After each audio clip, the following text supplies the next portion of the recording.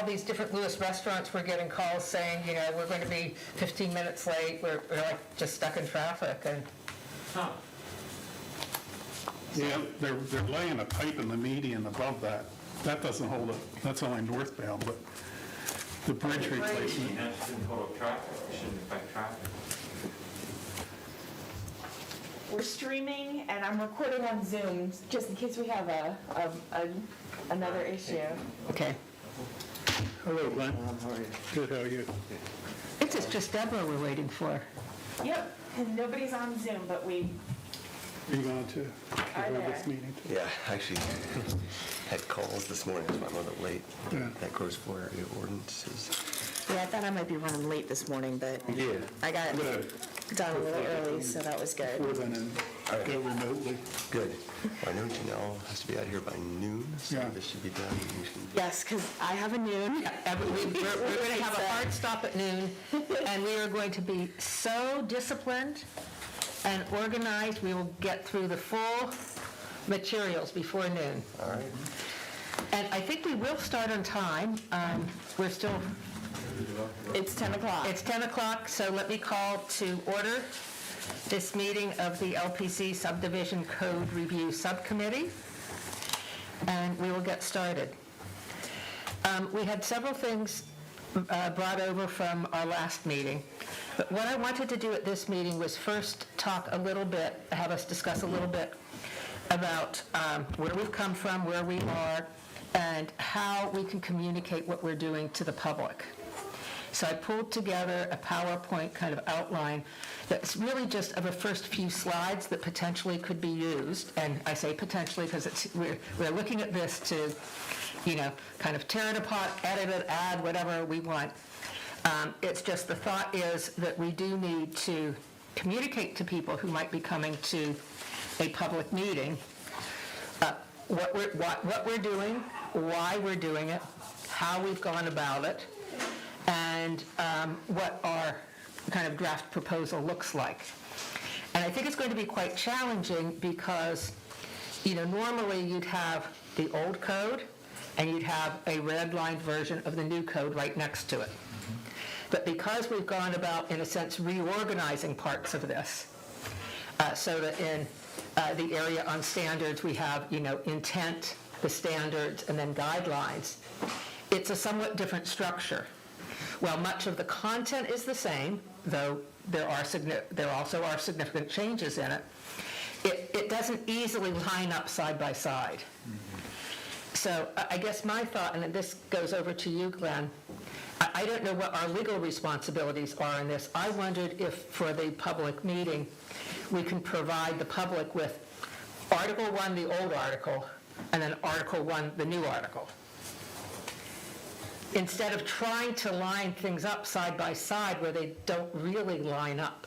Yeah, I mean, honestly, there's no legal requirement Okay. that we even have the old code available. The only legal requirement is that the new code that's being considered is available. Now, for people's reference and so that they can understand what the changes are, it'd be nice to have that old code in some form available to them, but there's no requirement that you show a red line version of the old to the new.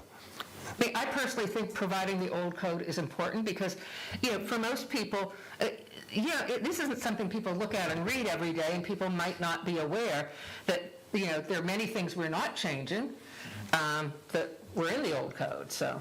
Right. Okay. And a lot of them, they're still going to be in the code, they're just going to take a different form. And I just also, for clarity for everybody, this subcommittee is going above and beyond in holding a public meeting. That is not a requirement of the subcommittee, so I just know it was important to everyone that we make sure we're getting the buy-in from the public early on before it moves too far along and I spoke to Drew, to discuss that we were thinking of doing this, and I think he's fully supportive. Because we will be taking this to the LPC, I think it's a reasonable question from them would be, now what kind of feedback have you gotten from builders, from developers, from the public? What's the response been? And are there any, points of contention that, everyone should be aware of that we need to make a decision on? So I think that makes sense.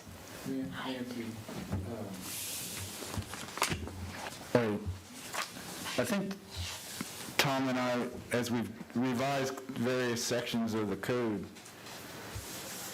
well, I at least know, like, the last time I sent, when I sent the streets revisions out, I highlighted everything that was new.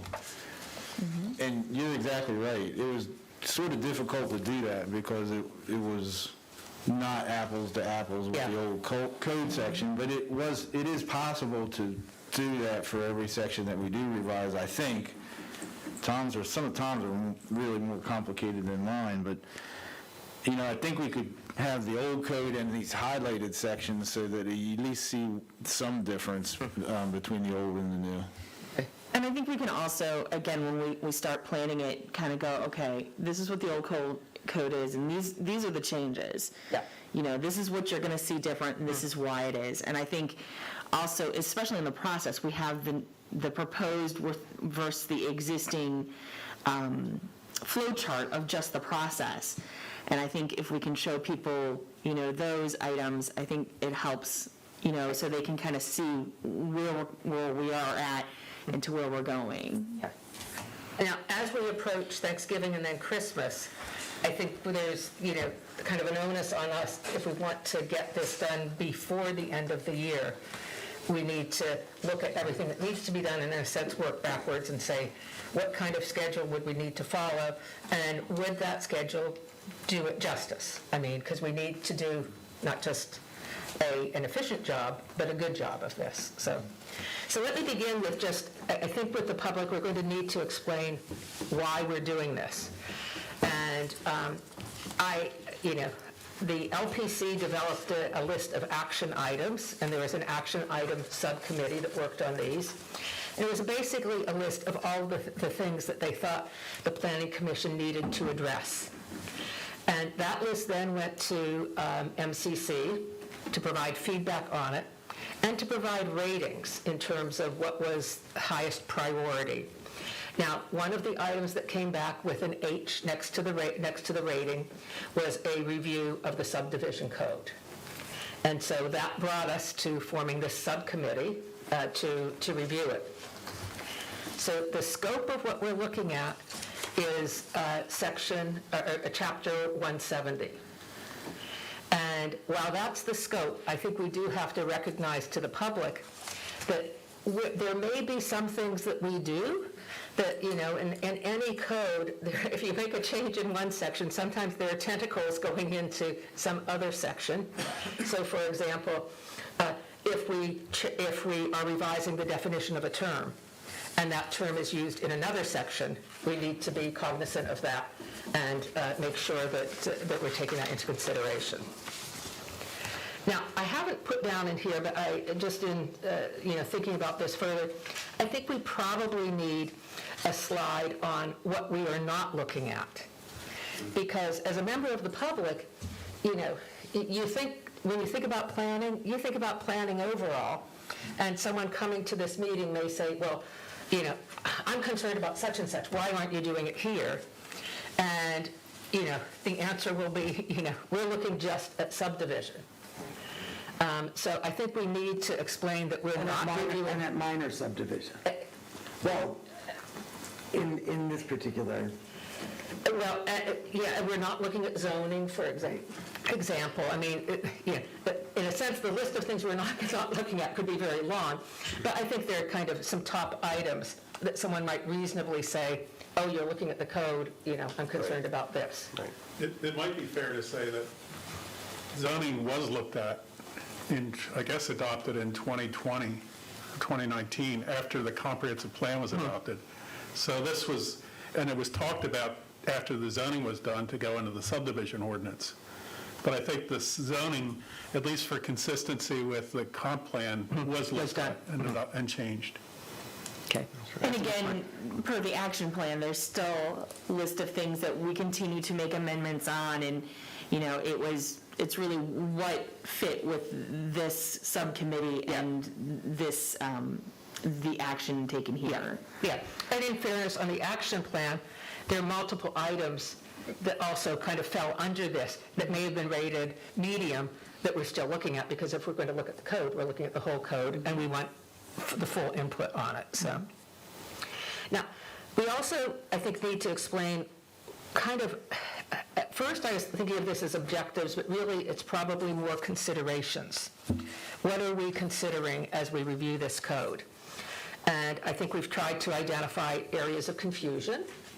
So where we have titles of things that, give the public the impression we're making a kind of final decision when we're not, or things like that, we're changing the wording of those. We're looking at consistency with a comprehensive plan. We've been aiming for transparency and simplification. We're looking, I say new technologies, but it's really more getting rid of archaic requirements. So here I'm thinking of things where, we're requiring many hard copies of something to be submitted. When they come in and, almost all of those copies except for one or two get tossed. Lightly recycled. Recycled, thank you. We also, I have looked at issues that have been either identified or observed by the LPC, or in some areas the public, when the LPC has been going about its mandate in terms of reviewing things. And another consideration that we talked about early on was engaging MCC earlier in the process. And this came out of a concern that came especially from applicants, that they can go through a fairly long process without getting any input from the ultimate decision maker, in a sense, which is the MCC. And then finally, we considered a whole series of what I call relevant resources. The comprehensive plan, the Quinn report, the American Planning Association, and a special thank you to Tom, I believe, sent out the information on lighting. So input like that, whatever we can find that's a good resource. So let me pause here and say, are there any other considerations that we should be sharing with the public?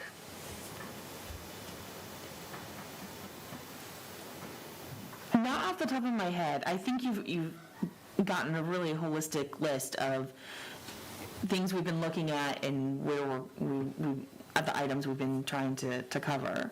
And this isn't the only kick at the can. So, this will be posted. You have copies.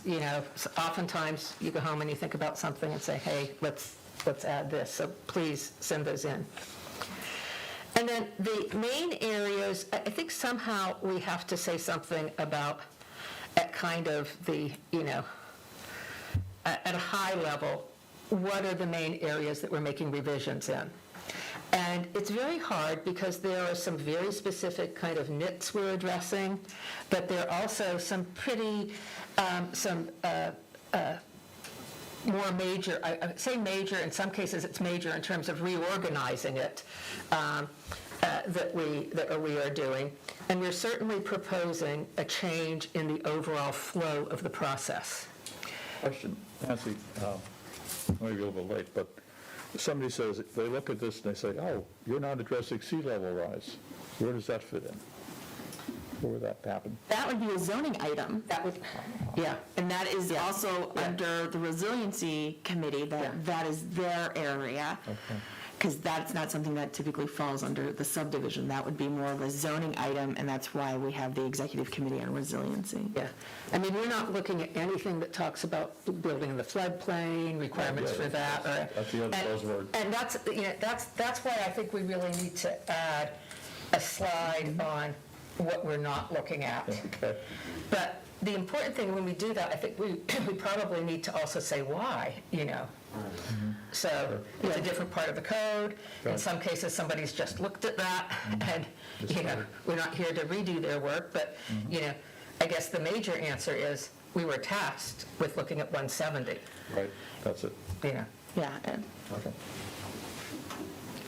So, and this is still a work in progress here in terms of the main area proposed for revision. The first one I have is that we're changing the overall flow of the process. And the main points there are, we're requiring a pre-meeting, we're offering an optional, and I forgot, I'm not sure what we're calling that meeting where they can optionally meet. Conceptual plan review. Conceptual plan review, thank you. Conceptual plan review. May I ask a question, Nancy? Did you call that an on-site meeting, or what did you, pre-meeting? A pre-meeting. Just a pre-meeting? A pre-application meeting, Yeah. so it would be the applicant meeting with staff, Charlie, somebody from GMB, just to kind of, before the application comes in. It was not actually on the site itself? No, it would be in the office. Yeah. Yeah. No, but it would, I've been tested within 48 hours. It would eliminate any applications coming in that didn't even conform in the first place. Like, Yeah. we both remember one in our own neighborhood that didn't have the adequate acreage and went too far. Well, it really should help, it should save time for applicants in highlighting areas that, yeah. Misunderstood the word that Okay. you used, I just want to clarify that. And then we're changing the name of the preliminary consent stage to preliminary review because consent implied a level of approval that wasn't actually the objective of that stage. As I mentioned earlier, we'd be involving MCC earlier in the process, and we'd be providing application checklists to cover the detailed application requirements, which right now, in terms of anyone applying, they in a sense have to go all the way through the code and try to highlight each place there it says, this has to be included with your application. And this should make it easier for them. Now, actually that should have been my second main point there. Then we're reorganizing and revising Article 4. And this is the article that is where we have all of the standards. And so we're reorganizing it so that we have a statement of intent, then the standards that are mandatory, then guidelines. Now, we're saying, and we've discussed this, saying that those are recommendations that must be considered and addressed. When I was looking back over what we've done so far, I'm not sure that in the code it actually explains that. And I'm looking to Glenn for some help on what we should be saying, what we can say and what we should say in the code to make that clear. So if I can jump in, I thought we were going to leave the guidelines as a separate policy document. And maybe it's just me having been up really early this morning, slightly confused and that much caffeine. But I thought we were going to leave the guidelines, and they didn't all have to be considered, because I think, as again, it was, some made sense for each not all, I cannot talk to Well, you. I think you can still say they have to be considered, but some wouldn't be applicable. Correct. So, Yes, okay. if you're not doing X and the guideline refers to X, Yeah, I think that's. your what we answer just- is NA, Yeah, because, I'm sorry. no, it's okay. Apparently I'm not awake yet. Guidelines always give me a little bit concerned in that, the question becomes, are the guidelines actually law, or are they just something that's sitting out here on the side that's not a requirement? So if you want them to have the force of law, you either need to reference them in the code and say they are requirements, or if they're truly guidelines, then they can sit off to the side here and they can be revised in different ways than the code can be revised. So just be careful of that aspect of whether you want them to have the force of law, or whether they're truly just, here's the code, here's the law, here are guidelines that you need to consider. Because I think when we discussed them, the guidelines would end up being like the conditions on the applications. Right. So they wouldn't, that's when they become the force of law. Right. Is when they are placed as a condition. Good.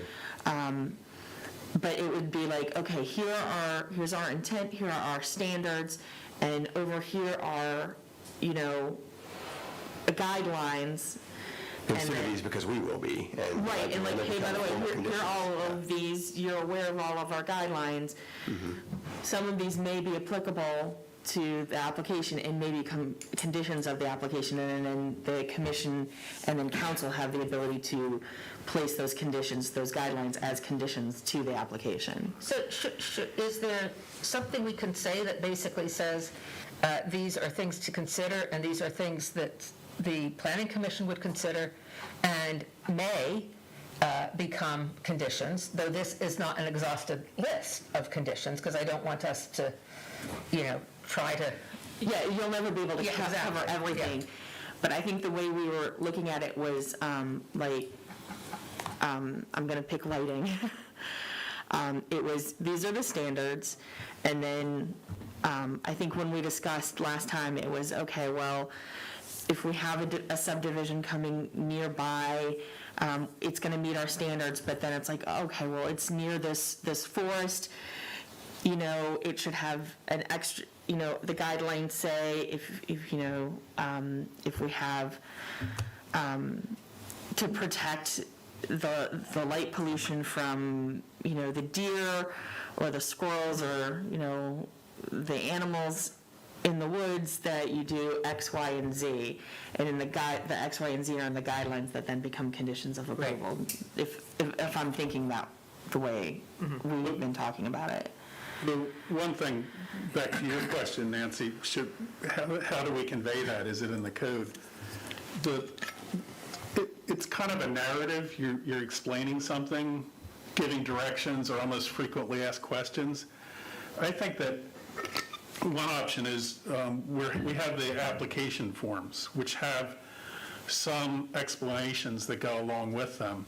It might be useful to include a paragraph or two in there about what our standards and what our guidelines, and how, when you look through them, this is, they could be conditions, but they're considerations, so that they be in the code so everybody knows they're there. Referenced. And then there's some directions on the application form about that, and maybe there's a couple other things that need further explanation so it's clear to people when they use it. Who's in the best position to do a draft of that for us to review at the next meeting? I could start on one. We can tag team that, Tom, if you want. Yeah. I'd probably have some input also, because, we really want to say in the application package, these are guidelines. However, to the extent that you can incorporate them into your project, you should consider doing so, because they may become formal conditions of an approval. And I think that's also part of the reason we're going to work, the proposal is to require the pre-application meeting. And that's for staff to go, okay, we know kind of where council's coming from and commission's coming from, so we can kind of try to gear them, okay, if you haven't looked at this, look at this. Hey, do you need to put in bike racks? Do you need to look at, this item or that item, and, try to and that's typically how in the past pre-application meetings have worked, where elsewhere I've worked, it's okay, staff's kind of meeting with them, kind of going over, and maybe it's just, it's a policy that we can write to kind of give the explanation of the guidelines. I've seen, Milton has a really good package that is the application form, but kind of a description about how someone would approach it or explain some of the processes. It's not that big, but I think it does a good job at clarifying things that could be confusing to people who aren't working with it all the time.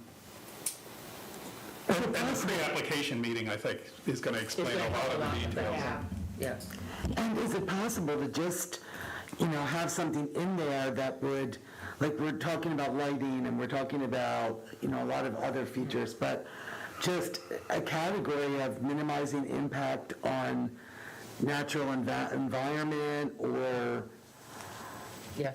Yeah, I think that would fall under the open space section, and again, all of the categories we're breaking down will have their standards and then their section of guidelines. To me, I think wherever we have a guideline, we need to challenge ourselves. Should this be a standard and a requirement? Is this something that's really better described in the intent? Or is this something that is really a consideration and could be a condition placed on it? And those are the ones that should go into the guidelines, Yeah, that's kind of what I was thinking too, something along, because in my experience with a lot of different subdivisions, it's those sorts of what I think open-ended, subjective guidelines or ideas. There's 22 items. A lot of those 22 items that are in the code right now are where a lot of problems have cropped up in the past, and developers and the city and the engineers all have different ideas of whether they've properly addressed guidelines or not. yeah. On devil's advocate on that, don't those 22 points also grant some authority and decision-making ability to the planning commission and to the council and mayor? The one thing that I've looked at, and I think we have to see this subdivision ordinance as an extension of the comprehensive plan and the zoning ordinance, where a lot of that, the objectives about natural resources and why we're doing it is explained there. And zoning has provisions about certain areas of the city, floodplains and wetlands that need to be protected. And that's where that direction's coming from. And the subdivision ordinance has standards, and the one thing that was brought up a couple meetings ago, we're writing all these standards, but they're only going to apply to major subdivisions and site plans. And some of these issues are in a place like Lewis that's primarily developed. They're all over. So it's good to have the comprehensive plan and the zoning ordinance explain it, and it's good to have standards in the subdivision ordinance for subdivisions, but I think we need to really figure out what's the limits of the subdivision ordinance in applying those, but go back and say, are there gaps for these areas, and what are our other options for it? And, I think one thing we can do coming out of this is provide to the LPC maybe a little bit of a parking, a parking lot list of things that we think, as we've been reviewing this, should be considered in other areas, so. Then the last thing was we're eliminating I call them non-value added requirements, like the number of paper copies or things like that, where The require the plan to be notarized. and, Yeah. I wonder if we should, as you talk through this, more ideas come. I have written down that we'll add something on what we're not covering, but I wonder if we should also add something on things that are being maintained. So if I'm a member of the public, one of my first questions is, are you making, what changes are you making to public meetings and that kind of thing? So I think we're probably good to bring that up front to. I'm sorry, I'm talking over you. Yeah, go I think like the list of the 22 items, it's not going away, it's just getting incorporated, and I think we may want to make that very clear. Those items aren't going away, they're just being incorporated in a different manner.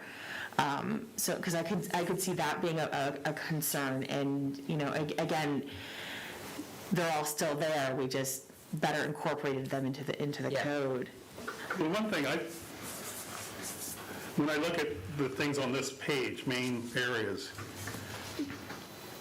one of the concerns that's come up over and over again through various discussions, and I don't see it in this list yet, is to make sure that the process is transparent. Yes.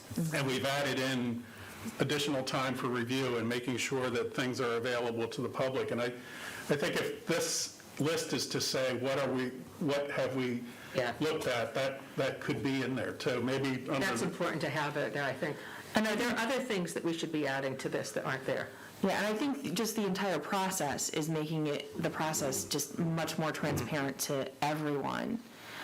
Well, I think, too, part of transparency, in a sense, is having something understandable by the public. Yes. And so, even just simply renaming some of these things makes it a little bit easier to understand what the process is, so that you can follow it and know how to participate in it.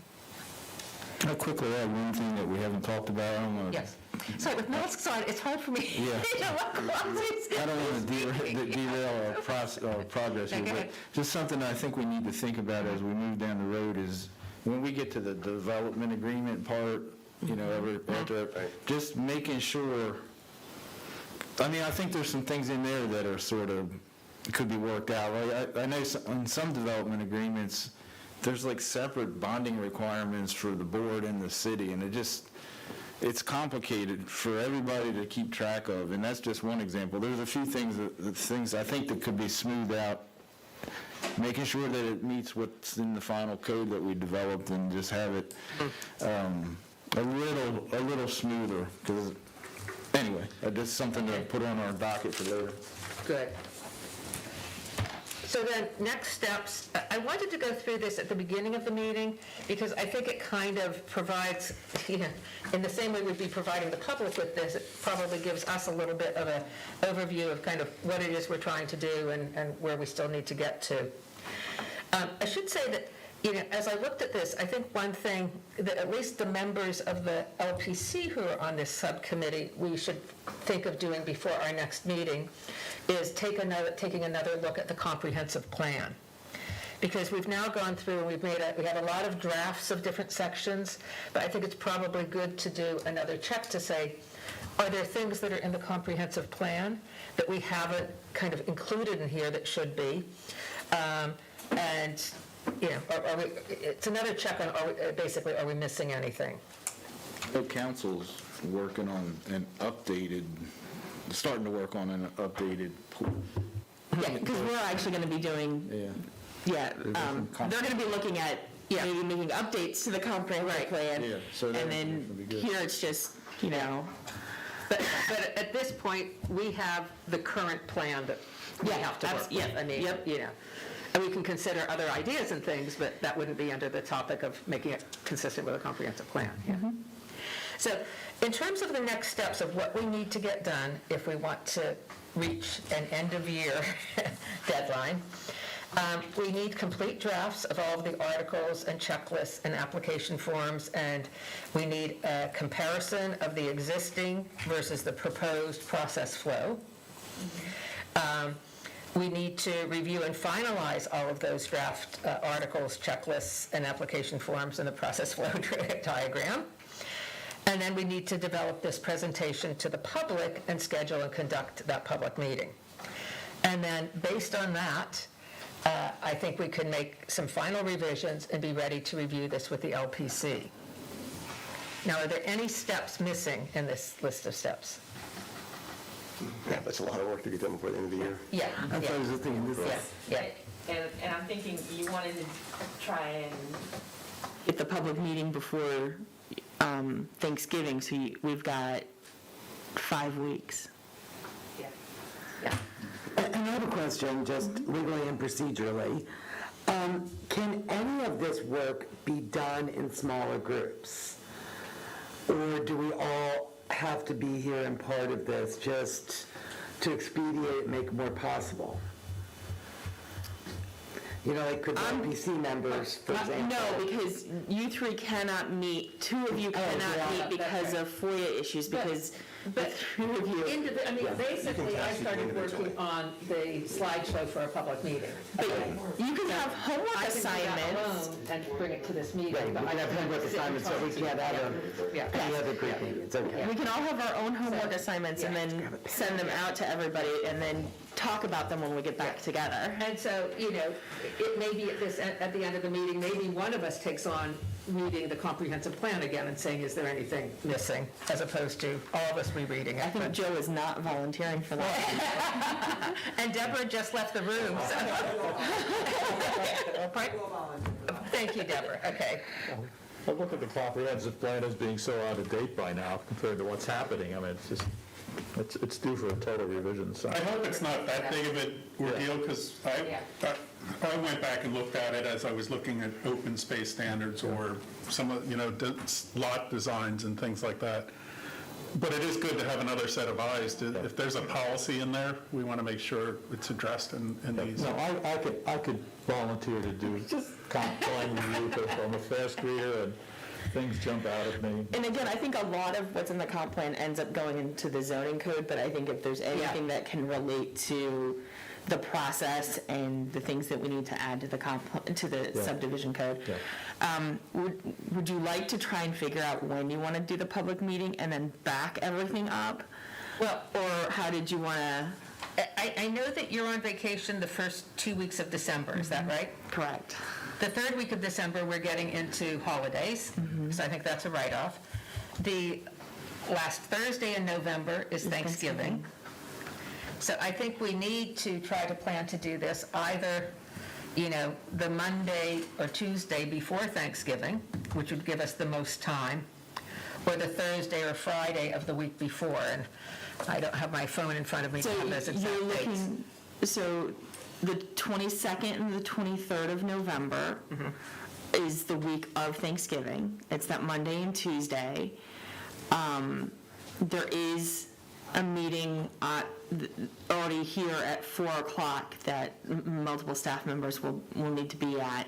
On which day? The 23rd. Monday is good. Hold it, I need to check room reservations. I'll be around on the 22nd. Okay. Then there's the week of the 15th, but today, that only gives us 1, 2, 3, 4 weeks. 4 weeks, yeah. 4 weeks to get everything done. Now, if you wanted to do something in the morning on the 23rd, or late morning, early afternoon, that might be an option, but I'm going to look for everybody's calendars to see what we have. Because I know I don't have a site plan application at the moment which would be the 10 o'clock. But I do know that the Executive Committee on Resiliency has a standing meeting at 4 o'clock on that Tuesday, so that afternoon would not be good, but we might be able to do a midday public workshop. And again, we stream everything to YouTube and we are on Zoom. So if you can't make it, you can always go back and watch it. And likewise, I guess that we're doing that now, it's out of the question to do mid-December to give ourselves enough time. That's up to you guys. When are you back in December? What day? January. The 20th? Don't admit to it. That's pretty close to Christmas. That's the week of Christmas, because Christmas is that Saturday. So I will be back on the 20th, which is the week of Christmas. Yeah. I think in Lewis, we also have many homeowners who leave for Christmas and are gone until, February? Now, I should say, the public can still provide us written input Absolutely. after this, so it's not... No, we can put a form on the website so they can submit questions and comments, like we typically do for most applications. There's a form, so it'll be on the subcommittee page, and they can submit comments. Again, we get all the documentation put together. I think once we get all the drafts, we'll put them together and go, this is what's being presented, and we can have the nice presentation and everything. So if you can't make anything and you want to go to the website, we try to put everything there. I think we also have to be clear with the public, we're talking about having them review an early draft. Yeah, There's still yes. multiple stages to this, and so... And multiple public hearings. Yeah, exactly. Yes. My suggestion is, how do people feel about aiming for the morning of the 23rd? And you were okay for that, right, Jeff? Do you want to check? November 23rd. November 23rd. Tuesday. Yeah, I'll be home, yes. Okay. And let's go through, the next thing I wanted to do in the meeting was to go through where we stand on each area. And after we've done that, we'll have a sense of how much work still needs to be done to have an adequate draft. I'm just putting it on my Now, calendar I so will I can get continue. it on. Morning of the 23rd? Morning of the 23rd, yeah. About 10 o'clock, you think? I'm just trying to get a sense so I Yeah, can... 10. 10 is good, yeah, same time. It's good. Okay. Okay. And that's tentative right now until we look at all of the work that we need to do and make sure we have folks who can get it done in time. Now, do you think it's a good idea to have this kind of a slide presentation to start off Absolutely. that public meeting? Because I will continue working on this, and I think we've got good feedback from this right now. And I think what we can do is put everything into the PowerPoint presentation. Yeah, exactly. And the examples and the flow charts and, the applications and the checklists and do the side-by-side comparisons. So I think everything can be in there. So again, if somebody wants to go back and look at it, we can have that on the website. Now, just as a matter of logistics, do we have a city template or format for slides? So if I give this to you, you're going to be able to you can transfer it over and incorporate it. Okay, good. Okay. So I skipped one step in this meeting, which was at the very beginning to say don't have the minutes completed from our last meeting yet, so we will be reviewing those at our next meeting, just if you're wondering why we haven't had a approval of the minutes. So one of the things we need to do is to complete the drafts of the checklists. And we looked at these at the last meeting. Does the committee have any other input on the checklist, or do we feel that those are ready for public review? I looked at them and I didn't have anything else to add, I but, trying to remember it. Yeah. so I should say, before our next meeting, I think for members of this committee, we'll have a long list of things to do a final read-through and review, because we've looked at them, we've looked at the checklist, I think 2 or 3 times now. Okay, and the same for the application forms. I didn't have any other comments.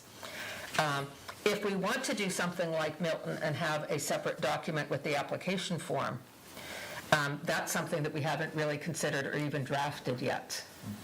And I'm a little less worried about that than the substance of the code, because really what the public's going to want and need is the substance of the code. How the application functions and what the checklist looks like is really more an administrative aspect. So I would strongly suggest focusing on the comp plan and the text, because that's really the bulk of what we need the buy-in, because what the application looks like, that's really like, okay, can I work with this? Can the applicant work with this?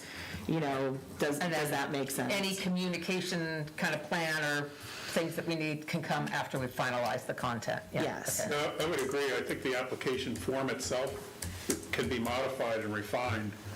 The checklist, a few meetings ago, Glenn mentioned he thinks, because what I did is I tried to pull all these details out of the ordinance provisions, because it was pretty cumbersome in that format.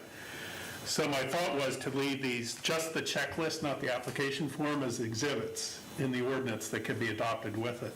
So maybe for the meeting, we won't even, I'm not sure what we'd review on the application form, because, it's like name, it derives from the content And in the...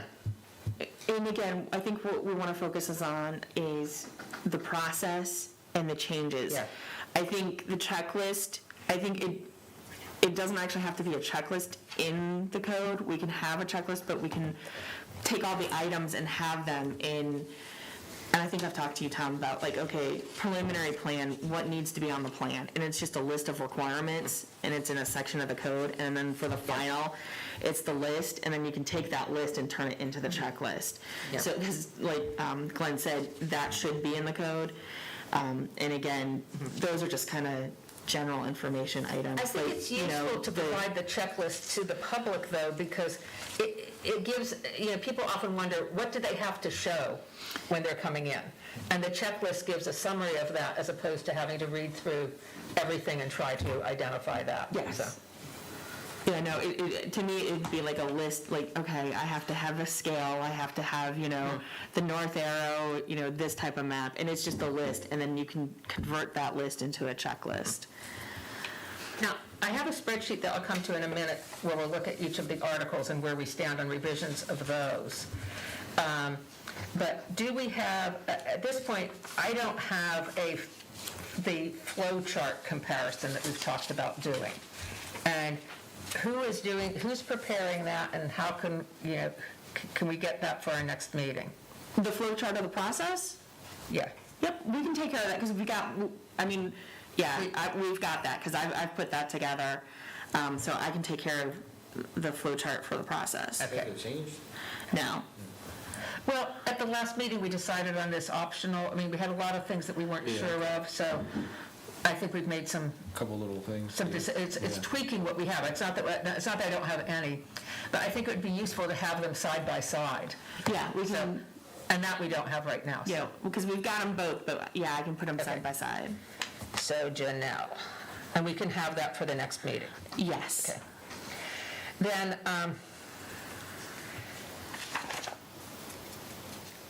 what I'd like to do is I pulled together a spreadsheet for all of the articles, okay?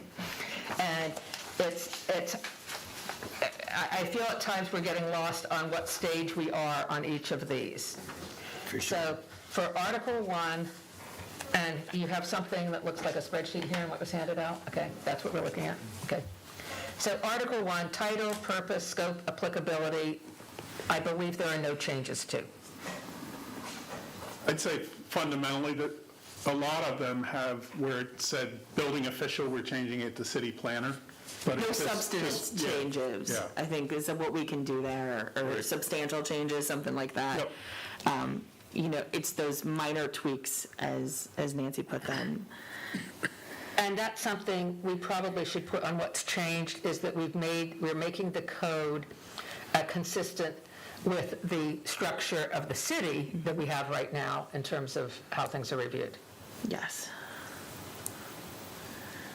I have a comment on item number 6, definitions. I've read and seen, instead of saying dead end, more common term now is no outlet, which is not as derogatory. Yeah. So no outlet might be a new, better word. I'm fine with that. Do people have any comments on that? Or- I'm gonna look at Charlie. When I got to the cul-de-sac section, I was Thinking about that, I ended up eliminating, I think, the word dead end and just calling it cul-de-sacs, T-turnarounds, and turning loops to better describe what we were It's like- actually talking What does the about. sign say? When you get to that intersection, Well, yeah, but it's actually, it might be a dead end or no outlet, but for him, it's how it's constructed and what it looks like. type of, It's the type of the end of the road, is it Yeah. T-turnaround Yeah, or cul-de-sac, so. When I reviewed what I had as the last draft we had of definitions, there was something titled dead end, I thought, in it. And it had a new definition, so we, good job. If you want right to now, check that, we need to- right now, we do say dead end Right. in our draft revision. The one thing with the definitions, and I started looking at that this week, the whole section. Some of the standards have newer terms or different terms, and one of us will go through all that. And if dead end is not the term anymore, that would be stricken out, and then we'd put no outlet or T-turn cul-de-sac. I think cul-de-sac's already in there. But if there's other terms that need to be described because of the standard revisions, then that's why I kept saying we have to wait until the end, till we've agreed pretty much to everything, and then go through that section and do it, which I'm starting to now. Just got to be careful, because I did notice I leave the word dead end in here a few places, just because it does describe what we're talking about. Yeah. I think we need to do this before the public meeting. Yeah, So, Tom, are you the person who will be doing that? right. Okay. I started doing it already, but we haven't reviewed the streets Yeah. and the open space, and there's some of the definitions in there. So, yeah, I've started doing it, but it won't be completed until the subcommittee has gone through everything and said, these are the terms we're using. I want to back up just 1 to 5 to make sure, we have no other changes to 5, to my knowledge. We've added a requirement for the individual lot grading plan to be reviewed by the city engineer. And that's the one change there. Now, for 6, I listed the new definitions that we have. We still have to review dead end, individual lot grading plan, and lot grading. I believe we haven't discussed those here. I'm sorry, those haven't been discussed. It's open space and lighting we haven't discussed. we talked about one-way streets. And it came up last night about a definition for permeable pavement that maybe we ought to maybe at least add to our list to consider.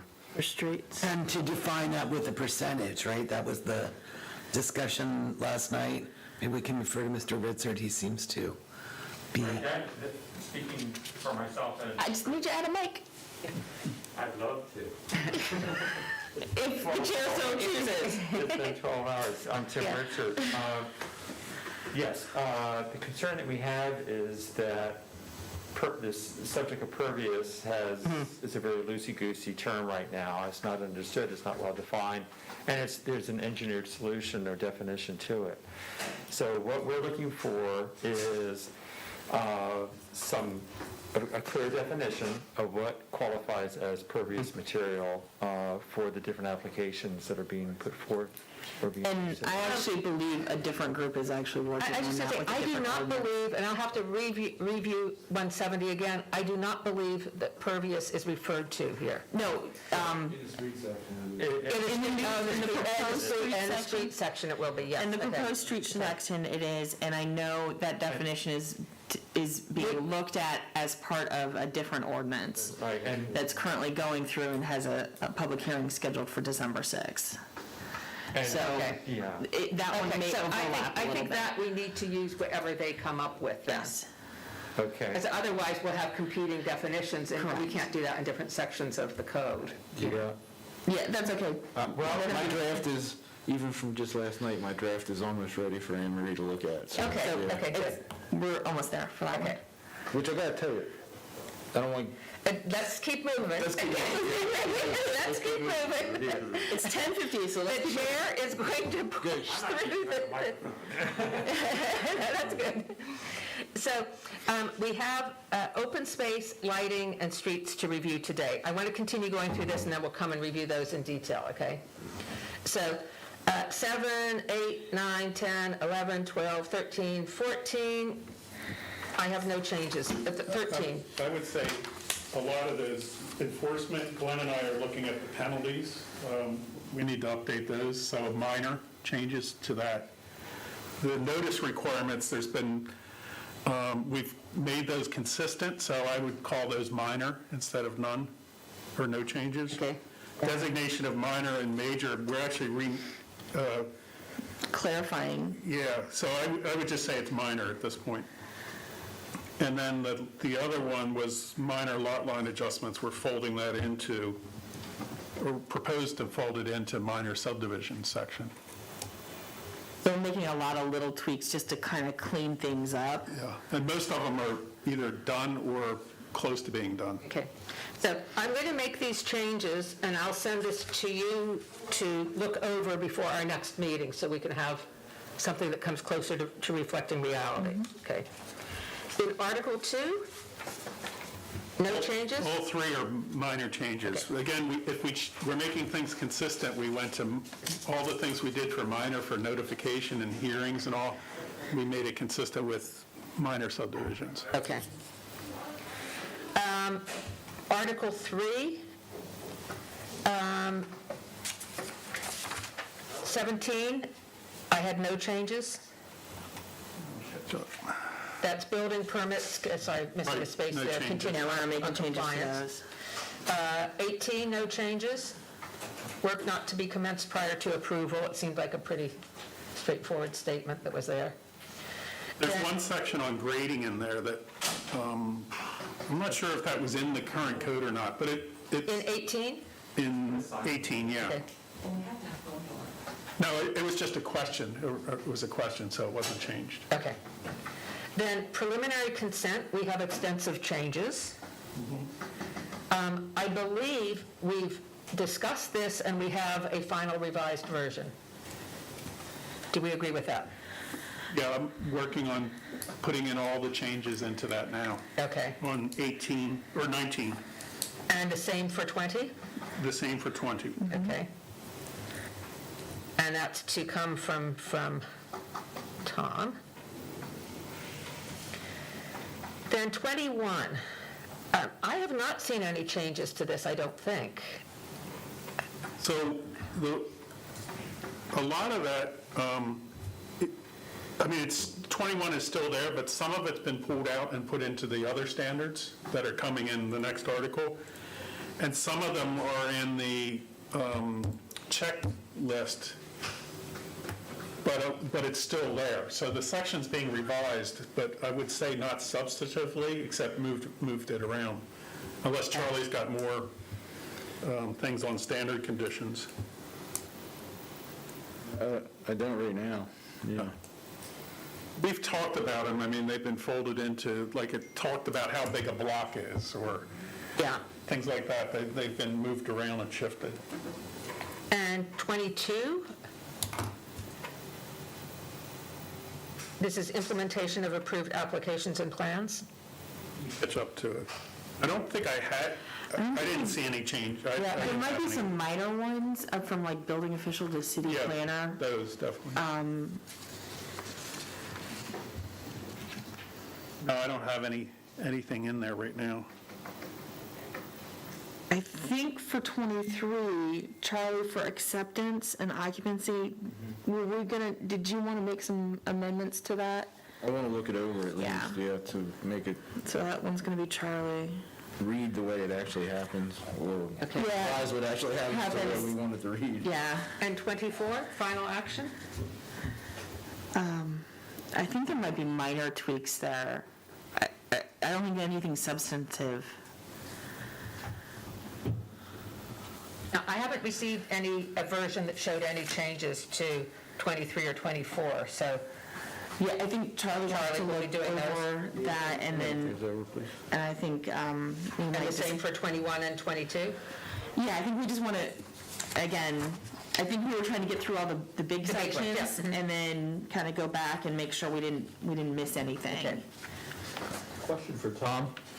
On item number 18, the building official may issue a demolition permit, and the general public could see work happening on the site, and they might confuse that with approval, but I don't know how often that would happen. So if it's in conjunction with a subdivision, Yeah. it's different. There's sometimes, like, you're not, if you're demolishing a building or selling a lot or thing, there's limits on it as part of a subdivision. You can still do it, Okay. but it's different than if there's no subdivision in play and you're just going for a building permit. That's why it's in there, is to talk about if you submitted a subdivision application, you're not really supposed to be going in there and starting construction, demolition before you get It's sort of a approval. separate track, because the building official may issue a demolition permit. Well, if there's an active subdivision, that's where In the process. they could still do it, but it needs to be, because of. And again, Pictures the of all. departments are talking and in conjunction, so if there's something that comes up, that, we'll try to, find out. Okay. make sure that doesn't happen. Just wondering. Yeah. Okay, then, anything else on Article 3? I think we're done with that. Article 4, we've got extensive changes. And I believe that, let's go through which ones of these we need to review still, because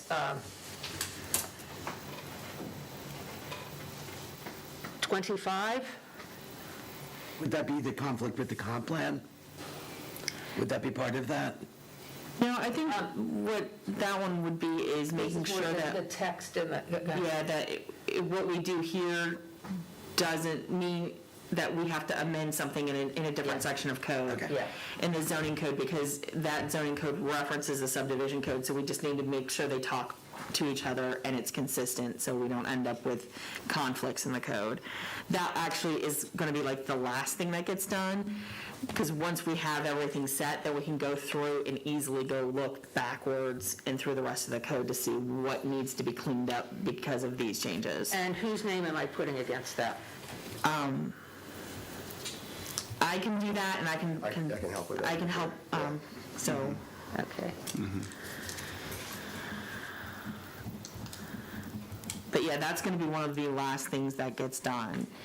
And again, that typically gets done right before it goes to ordinance, so I'm not sure we need that done prior to the public workshop. Okay.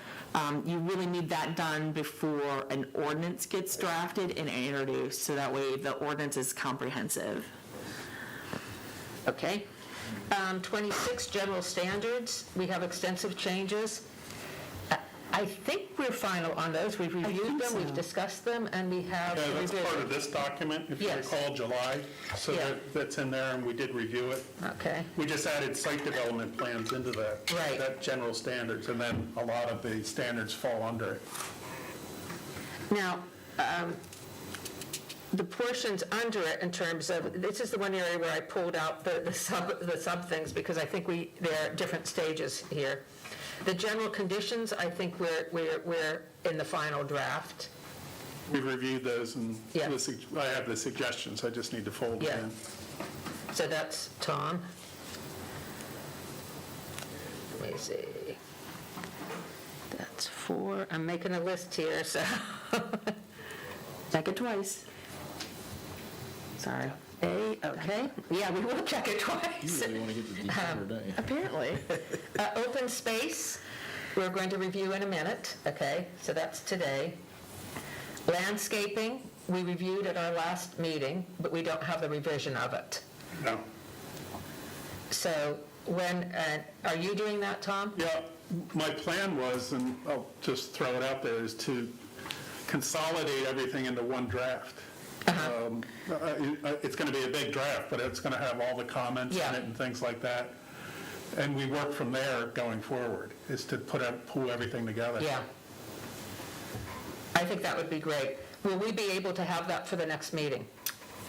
I would say not for the standards, but we just got up to Article 4, for Article 1, 2, and 3. Okay.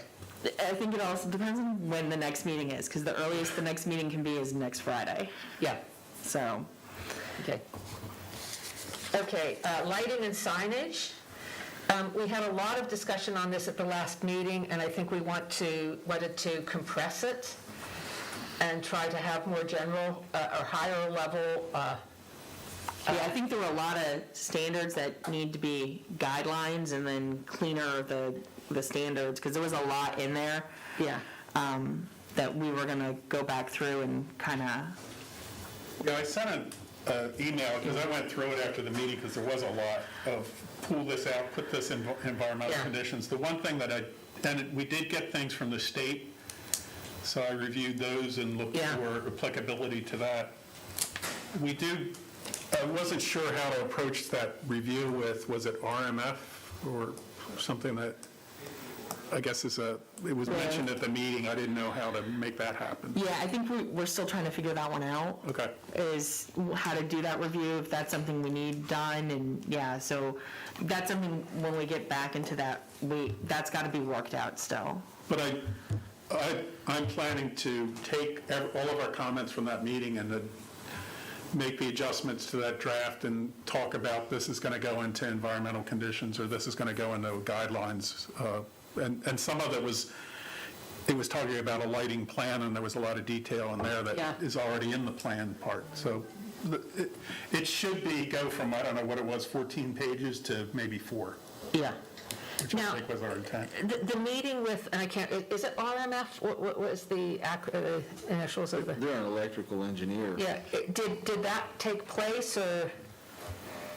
No, not I mean, that I'm we aware of. left our last meeting saying that we needed on Article 426C, that we needed to have a discussion with Parks and Rec. Yes, I have reached out to the Parks and Rec administrator, and we're trying to set up to get onto their agenda. Okay. And then for lighting, we had RMF, and that hasn't happened, it sounds like. Okay. Right, I think Tom was going to take a bunch of that stuff back, condense it, and then And then figure out, speak to them, still, yeah. do we need them? Yeah. And then, Yeah. yes. Yeah. How about if I take that first step and send it to you guys? I don't know if Yeah. everybody wants to see it, and then decide, is this kind of, because we could still have RMF review it while the public's reviewing it, Yeah. too. Yeah, I mean, in a sense, some of these consultations with folks like RMF should be considered as almost in line with having public consultations, so. Can send it to them and ask them to provide. Okay, streets, I'd say that's to be discussed, because Yeah. I've sent the draft out. and we'll discuss that today. Water utility, I think we've discussed it. Sewer, we've discussed. I think both of those are ready for their final draft. Are we? Yeah, I would say, I kind of implied that when I sent them out, that Yeah. they're, in my opinion, they're done, because I've made all the revisions that this group's Yeah. given recommendations, and then also reviewed it with the Board of Public Works. I'm happy to mark those as done, Charlie. So I'll just bring those into the single document. Yes. Okay. Stormwater management system? Yeah. I think Tom and I are supposed to be tag teaming that, but I know I haven't done a whole lot with it since maybe the middle of the summer. Yeah, I took a shot at the land use part of it and sent it to you, and I included the part that's in our current code for what's in our, basically BPW, what their ownership and things. I So- think we talked about that one in a different meeting, sorry, I've been in a lot of meetings, and was that the one we were just gonna go reference BPW standards? We said that at our last meeting, Janelle. Yeah, and I think that came up in a different meeting that we were just gonna, All the utilities yeah. generally, so, So can we get that from you, Charlie, for our next meeting? yeah, definitely. I just wanted to be working off the most current version that Tom's updated, so Okay, I'll resend it again. do you mind? Because I got all that stuff saved, but it might be difficult for me to find it. Electrical utility, electrical utility? I think that's done, I think too. that's done. Yeah. Yeah. Okay. Other utilities, that is where I believe we had, is there anything we added in there? I don't think, I don't think so. yeah. I kind of wanted to look at that, though. Okay, I'm going to say It's probably Charlie. going to be minor adjustments, but I haven't looked at it yet. Okay. I'm adding that 32 to you, Charlie.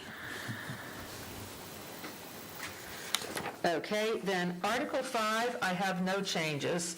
Do we have minor changes there for? Yeah, just to make them consistent with notification and thing. It's relatively new, so I don't think it's got a lot of standards in it already, and I don't think we're opening those up. I looked at them as I was doing the other ones. They should be consistent. Yeah, those are gonna be the minor changes, and then again, that's where there could be some tweaks at the end to make sure the references are correct as well. Okay. Then flow chart, we already have Janelle I'm working against on that.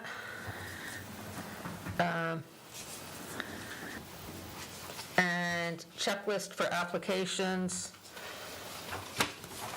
I think we're done with that. Are we in agreement on that? Yeah, I believe so. We just need to get the final versions and, yeah, okay. Okay, so the two things we need to look at today are open space and streets. And these were, I did not bring copies of that. Do people have their own copies? Yeah, okay. Okay. Do you want to start with streets, or do you want to start with open space? Do you have any preference, Tom? I have it. I could. Why don't we start with open space, just because it's the first one in my binder? Okay, so this, we had a couple standards for open space in the current ordinance, and they're still in here. Again, anything that's underlined is new, anything that's not underlined is current. What I worked from was the draft that was provided from the annexation subcommittee for a lot of it, which was based off of I think an EPA guideline with definitions and things.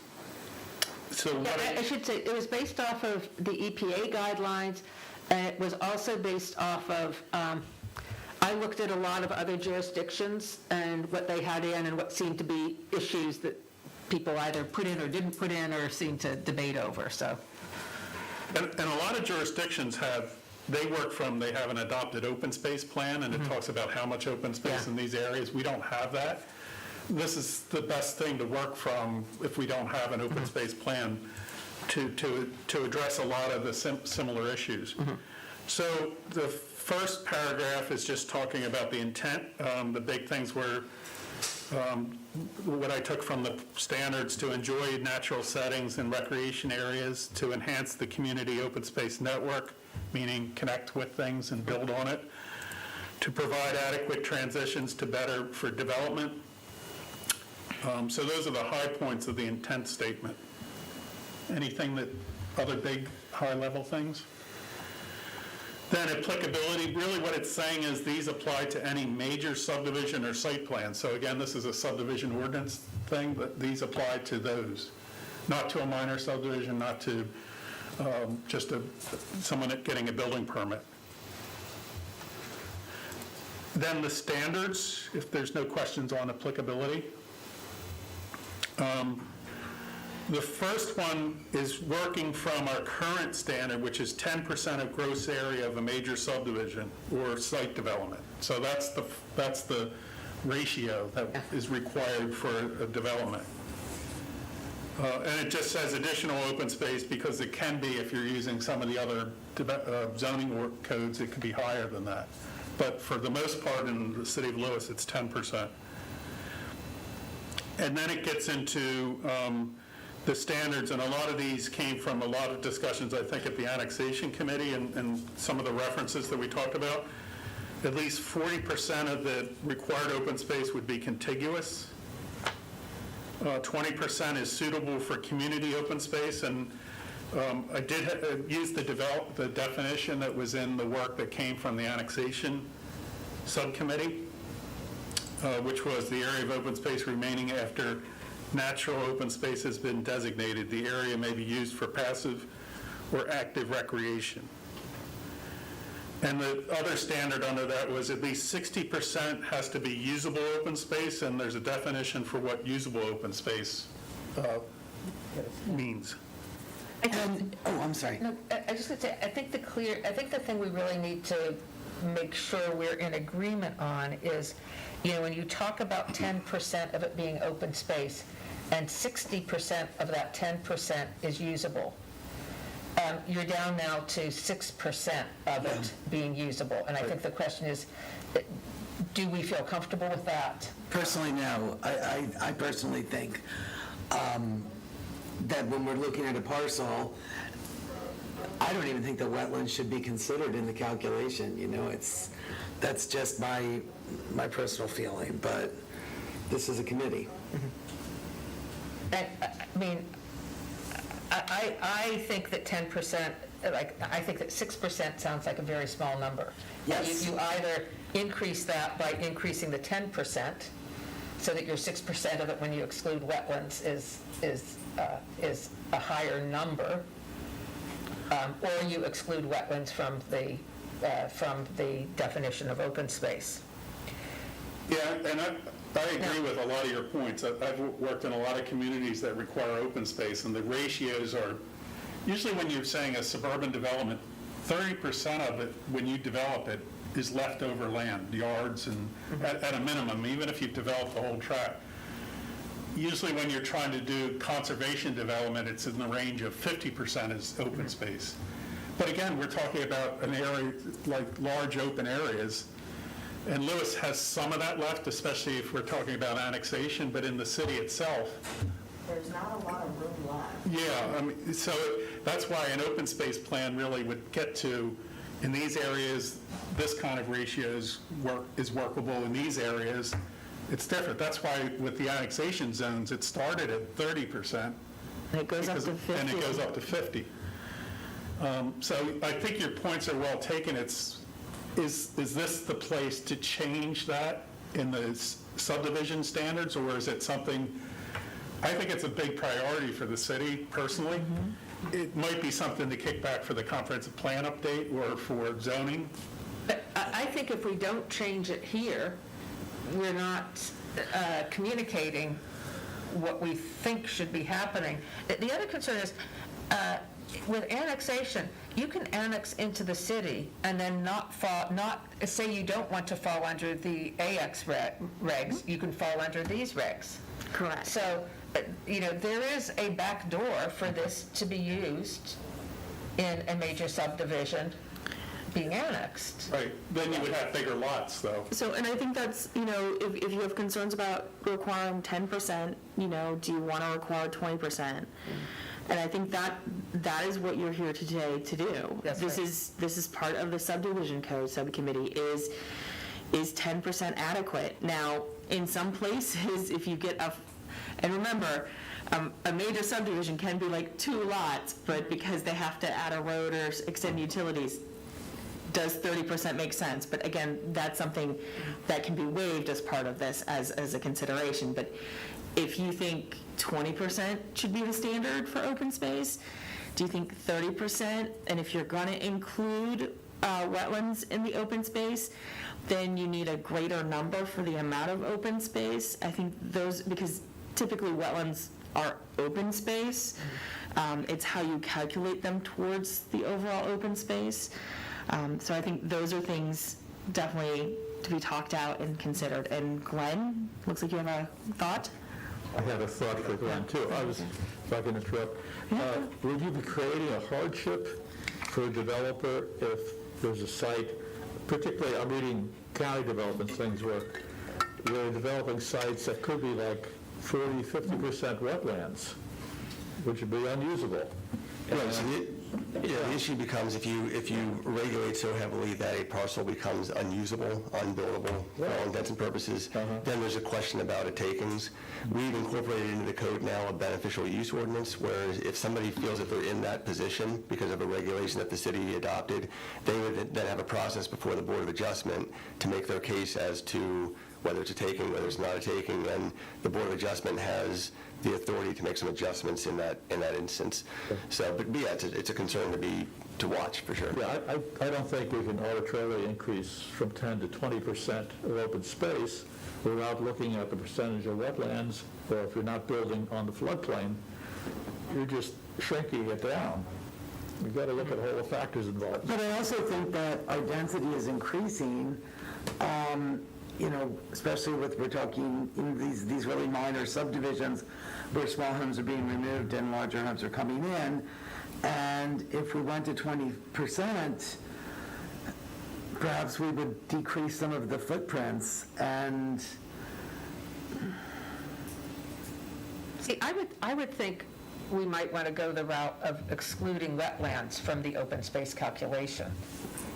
Now, I realize, and I don't know how many lots there might be where it's, but there is a way to still, okay, no, I see the face, we're looking. No, because I just yep, go, sorry. But really, what is paining you on that? No, we just adopted the wetlands buffer ordinance, and it says the wetlands and the buffer from the wetlands have to be in open space. So we've just said in a different section of code that the wetlands and the wetlands buffer, the 50-foot buffer actually are open space and have to be maintained as part of open space.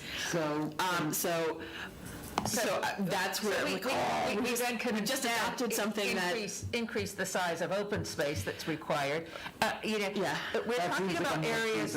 This only comes into play where we're building roads. Okay, the city's going to take over maintaining those roads, and so I think in other places, I know in places, I think in throughout the state and other states, if you have wetlands on the property, you just are not allowed to use them in your density calculation. So they're still part of your open space, they're still on the property, but you don't get to count them because they're not buildable, so you don't get to count them towards that. So if that's a concern, it's a completely different way to look at it. They're part of the open space, because they kind of are. They'll be protected, but what you don't get to do is calculate your density based on wetlands that you would not be able to build on. So maybe that's a different... Is that the case right now, though? That is not the case for here. But that comes under zoning, not what we're looking at. Doesn't it? Right. No, that actually can go into the subdivision code, because typically where I see that is how you calculate your density is in the subdivision code. Okay. So we can actually put that in the subdivision code if that... I think that's a reasonable solution to this, yeah. I think we need to look at, because the annexation zones, Are it is in slightly there different. for those. It has the yield plan, and it talks about how many units you're going to get. Yeah. Yeah, I mean... I forget if there's wetlands in there or not. There was at one point. But we have a separate subcommittee looking at annexation. But I think we always have to keep in mind that you can annex in and then come under this. So we should be saying what we think should be done here. The other thing I'd say is that if you exclude wetlands from open space, there can be unintended consequences. And it does say that certain percentage can't be wetlands. Yeah. You want to protect the area around wetlands That's true, and too, yeah. and to maintain conservation around it. if you say to someone you can't have those in there, they'll say, okay, fine, I'll lot them out, but then over time, you may end up, encroaching into the wetlands and things like that. So it's kind of a balancing act from what I've seen. Yeah, and it would actually conflict with the wetlands buffer ordinance that says they're part of the open space, and then we've called Zone A and Zone B open, and it has to be maintained by the HOA. So I'm just throwing out a compromise, is if there's concern about, protection of the wetlands, just say you can't use them for the overall density, which is a completely kind of different take on it, but you're protecting them from a different manner. I think that's a better. To kind of erode your, theoretically question, I guess, I think, what are we being tasked with? We're obviously being tasked with improving, and the prime building sites are gone. They're all refilled. So a lot of applications that are going to come in front of the LPC are marginal, are not ideal, are not prime. And this is a very important issue. I personally think if you're on the border of a wetlands, even if you have no wetlands on the property, if you're right abutting the wetlands, raising the amount of open space on those properties is a smart idea. If you go through and you look at the infill that might even possibly become subdivided in Lewis. I think that's where the wetlands buffer ordinance comes in, because if my property is abutting wetlands, you're going to have to provide the 50-foot buffer. Yeah. Right. So, but I mean, the percentage, the open space percentage, I kind of lean towards raising the overall percentage. I don't know if we can do that or not, but I lean towards that. this is the subdivision code. If you want to go from 10 to 20, that's up to you guys. I have to and say, then- I think 10% is low in any view. Yeah, But I look like at the that. idea of using, Excluding the wetlands from density. Yeah, sorry. Using density. But where do we put that? What section would that come under here? We could probably put it in this section, or we can put it in one of the other sections. I can work with Tom, and we will find the right location for that. Because to me, if we're in the environmental section, because we've got a bunch of environmental items, we can put that into the environmental section, because that's where this comes into play. So we're talking about open space, and we're talking about wetlands, and if a property's got wetlands on the property, then you just can't use the wetlands to calculate density, and I think we can put that in here somewhere. I mean, I'd feel comfortable raising this to 20% and then dealing with, not excluding wetlands from it, but having a statement around density But we can add that. calculations. Yeah, Joe, I know, I'm sure you have a different opinion, but let's hear. I agree with the 10% we have now. Okay. Let's keep it there. Okay. And I think this is something that I would expect the public feedback. Because it affects the other guy. It doesn't affect them. Well, no, people own lots here. I mean, Oh, yeah. I'm sure, In most cases for subdivision, it's always the other guy that's affected. It doesn't affect. I see. How do you feel about the not using wetlands to calculate density? I'm fine with that. Okay. I want to make sure I feel everybody out. Good. Because it's 11:22. So let's get, we're finishing it. Well, soon, the so- clock on the wall Yeah. died, so. Oh, yeah. Okay, so have people read this? Because I was comfortable with the no structure thing. Yeah, the only thing I said in there is if you're in one of those developments that you have more than 10%, up to 30%, that certain stormwater, if it appears to be passive, like a field or something, and it's still used as recharge, that could count, but it still has to be reviewed by the planning commission. Yeah. So did we just get rid of pools and clubhouses as open space? No. No. Or did it says that, I'm just overreading it. Recreational use is permitted. Thank you. If they're used as recreation. then- Okay. But you can't have a big parking lot and say that's your open space. No. Yeah. Now, can I just confirm that if I have a community building and a pool and a parking lot adjacent to that, I mean, this is typically in larger developments. The parking lot is excluded, but the others are included. They can count as open. Yeah. Yes, Okay. that's what I wanted That's to right. verify, because, Yeah. you know, that is technically part of the open space in your community active recreation area. I will say that I'm even opposed to that, but I'm going to zip it. Okay. Because it's still a roof, you know? It is still an impervious surface that creates runoff. If we're talking about open space, in my mind, we're talking about potential recharge open space, not a huge clubhouse. Well, it's interesting because what you've written here does not really actually address clubhouses. It states, no structures or uses shall be permitted except those that contribute to the passive or active. But the examples are play structures, pergolas, picnic tables, and benches, Yeah, that's why I which are asked. very different than community. Yeah, Like that's- a pool house and a I would lean towards you, pool. Deborah, on that. It's a house, it's Yeah. another structure. Right, but it's used as an active recreation, and that's because like if you had a pickleball court or a tennis court, I also those are would view that, active. I would view that as not open space personally, unless it was made of pervious surfaces. Right, and I think there's a lot of different opinions. I'm not taking sides. I'm just like a lot of different, because that is an active recreation Right. that typically you find in an open space.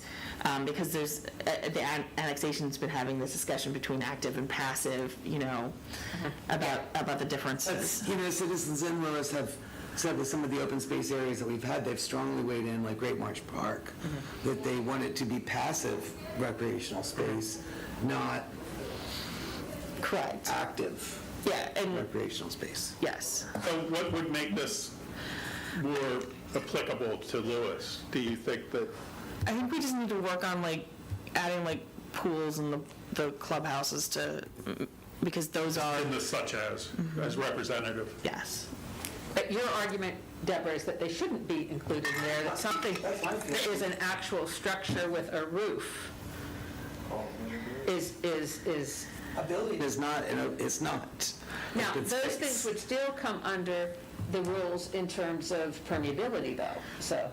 Correct, it's just, you know, if I'm putting a gazebo on a property and as a community facility in the open space, it's still part of the open space, it's just an amenity within the open space. And that's typically how it's viewed in a subdivision, is there are amenities provided in open space. Some are open, some are covered. They provide a mix of availabilities, because some people like to be outside but can't be in the sun, so a roof over provides that extra protection. Yeah, I understand, like a pergola, that doesn't Or a seem to be gazebo, but- as impactful as a clubhouse. And again, and think about it, as we've been talking about, what the land left in the city is probably not going to be large enough that somebody's going to be putting in a large clubhouse or a pool, because we don't have. Unless we expand out to Route 1, which you never know. Unless instead, And if we again, annex in. I was talking about what's currently in the I city. know. so- We have to be future thinkers, though, if we're Yes. we're rewriting. I'm not sure whether, I mean, if we're upping it to 20%, should we, I mean, the other way of dealing with this, if the concern is permeability, is to say that only a certain percentage of it can be impermeable. And we'll use whatever, I know we still have to tie down the definition of permeability and impermeable, but, Of course, the more permeable surfaces you provide, that means with greater density, the developer can build. That's right. That's what happened previously, yeah. Your density increases with your permeability increases. Anyway, it was a Dutchman's harvest. So, So if it's a certain percent has to be, Open in a, like, 20% of the open space can be impervious. And I'm just throwing numbers out there, something like that is I think what you're thinking of, is what I'm gathering, because you don't want, I mean, one, you don't typically cover it all. Yeah. Because you also typically have other things going on, but I think that's something we need to look at. I think we're also seeing, though, that we have a quite a sophisticated development community that If there's a loophole, it will be found, and they'll either get it or we're going to reject it. And so I think that, a more is a lesson is more, isn't necessarily beneficial at this point without, defining some things very specifically. I like your idea of defining it around impervious, because pervious, it isn't a set number, it varies, so I think impervious is very set, it's like Yeah. runoff curve number 98, 99, so impervious. So I would say under E2B, we could add a number 4, saying that open space shall be configured so that no more than, I'll throw out 20% can be impervious. I think that would be wise. I think the definition of pervious, the percentages are still undefined in the industry. So it probably is smarter to go that Well, they way. change over time, too. Yeah, Yeah. they're fluid. Yeah. No pun intended. Exactly, Joe. But it's with technology, too. So I think we, go ahead, The Joe. other thing I'm just wondering about, we seem to be concerned about pervious.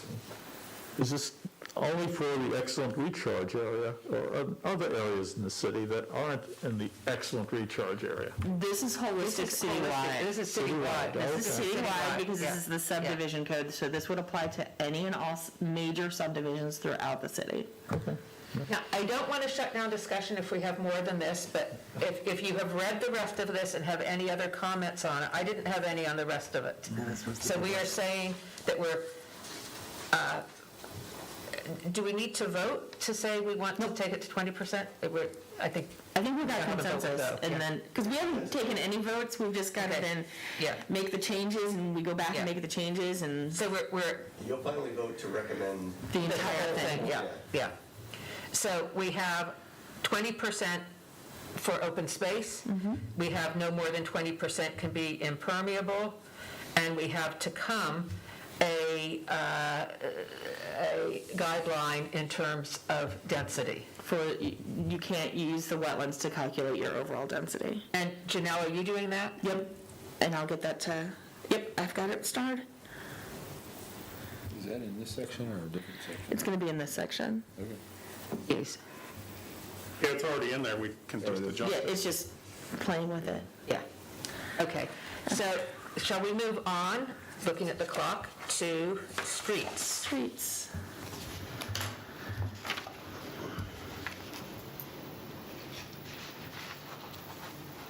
Who is Yeah, Charlie? that's I'm me. looking at Tom, and he doesn't No, write that's it, so me, it's yeah. Charlie, right, sorry. Just briefly on the intent part, like the whole first sentence is gathered from the Lewis comprehensive plan goals. And then after that, I've got some intent-like statements with regard to what I call smart growth street design. And then the last part of that, the last two sentences are already existing inside the city with regard to like convenient movement, considering vehicular and pedestrian traffic, the whole context of community development. So I felt like it encompassed the higher level thoughts of what the rest of the standards try to accomplish. So, but I'm open to anybody's, comments on any of that intent section. I thought the intent Especially looked like, good, I didn't have, does yeah. anyone have any comments on the intent? I think the gutses are in the standards. yeah. Yeah. Yeah, I mean, I got one comment from another engineer in my office to eliminate a comma. Okay. I was like, I will not argue that's around. not what I'm looking for. We'll take it. Microsoft Word would debate. I know. Yeah, Preferably will tell you wrong. So, I got to thinking about it, just moving into the standard section. I just added this line in here about any street, any type of street inside a subdivision shall not be designed for passing. I mean, I don't think we want passing inside a subdivision, but it wasn't specifically called out in the code, so I added that in there. Then I added in a revised section arrangement, paragraph 3C, about, encouraging interconnectivity, but I do have these, like, outs with regard to, like, connecting to an existing street from a new subdivision if it would create damage to existing natural conditions. At least one of my thoughts on that was that when we looked at White's Palm Meadows and there was this whole discussion of interconnecting with Bay Breeze Estates, well, on the face of it, it sounded like a really good idea, and well, in some people's opinion it was, some people's it wasn't. I never liked the idea that we would be creating a street across a bike trail right there at that particular spot. And I know there's streets across, at Savannah Road, the bike trails got across, but I never liked that idea. And in addition to that, if there were ever, like, wetlands or other conditions that wouldn't allow it, so I added that in there. And then I do think, part of the discussion with that Bay Breeze, White's Palm Meadow was about traffic back and forth between the subdivisions. What I'm wrestling with is, what I've got in there is a significant volume of traffic, and, to Deborah's point, that's going to open up avenues for people to say, well, what's significant or not? So I got to work on that, and if anybody has any ideas, let me know your thoughts on that. So do we want, like, something about alternate entrances, or, if it could be used as, it's tough because we want interconnectivity. I think, that's where we're going with that. I mean, if there's not a significant amount of traffic that's created in the new subdivision or the old subdivision, the idea that people would have multiple entrances to get out to a collector road is a good thing. Yes. It actually alleviates traffic on the main road. And it's safer. It's just safer. Yeah. Right, and it's really kind of funny is most people who complain about, I don't want people cutting through, they end up being the ones who cut through going the other way. It usually balances itself out going both ways. Well, most people think, well, I'm going to have all these people coming through my neighborhood and don't realize, well, I'm going to actually, instead of going that way, I can go boop. Yeah. So, yeah. But let's be forward thinkers too on this, because, as people jokingly say, there are no shortcuts in eastern Sussex County anymore. And as we annex and move closer towards Route 1, for a safety issue, do we want to somehow prevent existing neighborhoods, residential neighborhoods, from becoming attached and eventually attached to Route 1 and becoming shortcuts? Well, again, right now, we're nowhere near Route 1. We're not there, but I think we will be there. We may be there in our lifetimes. Potentially, but I think right now... Well, in my lifetime, Joe, I believe it. But I think interconnectivity, and there's so many different models that show it's much safer, it alleviates the traffic on, because all I hear about is like, I can't get out on Kings Highway. Well, if I have extra access points, you're not all blocked at one. So I think right now, as we continue to move forward with it, I think, we can always make tweaks as we move forward and see what we hear from the public. I really think this is one of those things, too, that on a case-by-case basis, you need to be looking at all the factors. I mean, as you say, if you're cutting across wetlands, or you're, That part of it, yeah. Yeah. And I do need to just come up with what I think, or what we think a significant volume of traffic would be, because, for me at least, in my opinion, on the face of it, the interconnection between Bay Breeze and White's Palm Meadow would have benefited both developments probably equally. Yeah. And so I don't know that that's a significant volume of traffic, but I got to work on that part. So would you allow me to do that? And I encourage people to, if you have a thought about it, just send me an email or something. Okay. Now, here we're starting to get into some bigger differences, because I based a lot of my revisions on, like, smart growth rural subdivision codes and books. Janelle shared one with me. And so, like, in this case, I'm talking about, no big deal, same way we do it now, streets, right-of-ways, and pavement, street right-of-ways and pavement widths shall be adequate for anticipated traffic capacities. That's the way we do it now. But I just added in here about